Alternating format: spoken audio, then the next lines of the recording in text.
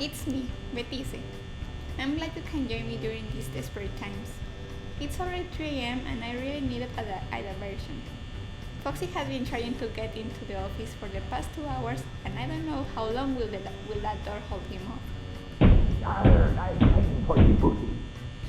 Miss Isis gave me a full-time job at Freddy Fazbear's Pizza.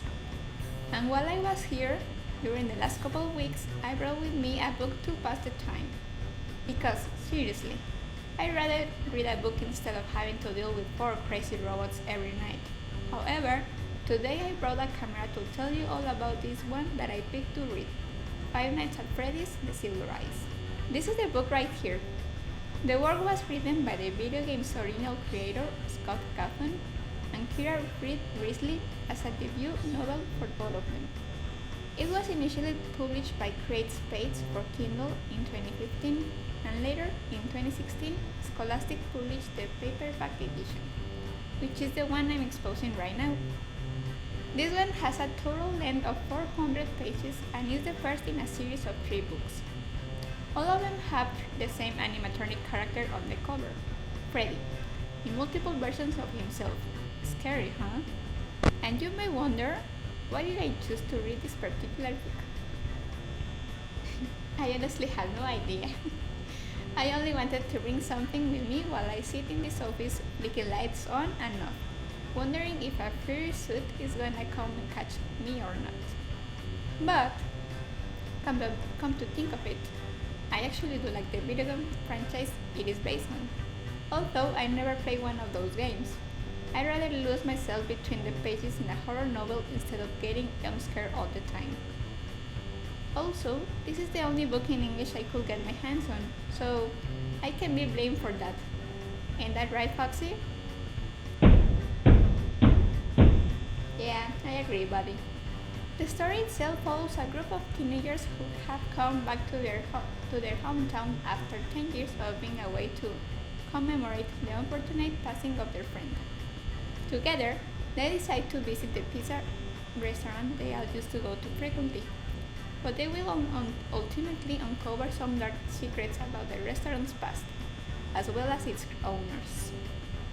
It is narrated by an omniscient narrator, who is constantly jumping between the minds and personal viewpoints of each character in the entire novel, making it an extraordinary example of a book that tells just enough information to keep you aware of what's happening, but will, at the same time, leave you in the dark, without much clue of what is going to happen next.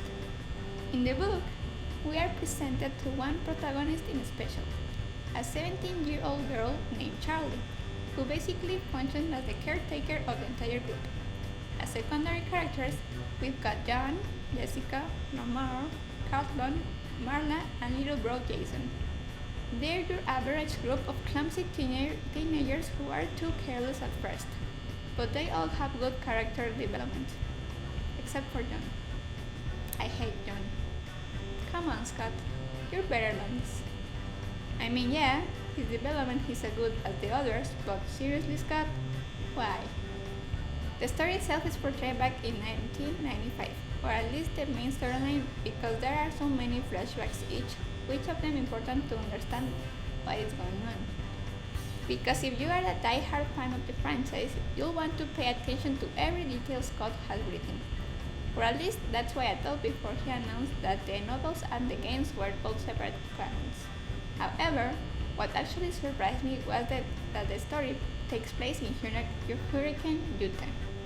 I'm not exactly sure how it was supposed to look back in 1995, and the book itself offers little information about the place itself, since it's mainly focused on the most important locations within Hurricane, which were the diner, Charlie House, and obviously the restaurant itself. Yeah, this place I have been working my nights off. To the characters, except for one of them, Hurricane feels like a new place, since they all left in 1985, only to return 10 years later. They are outsiders, much like I am to Foxy over there banging at the door. Seriously, stop it, bro. You've been banging harder than Party Rocker in a Martin Garrix rave.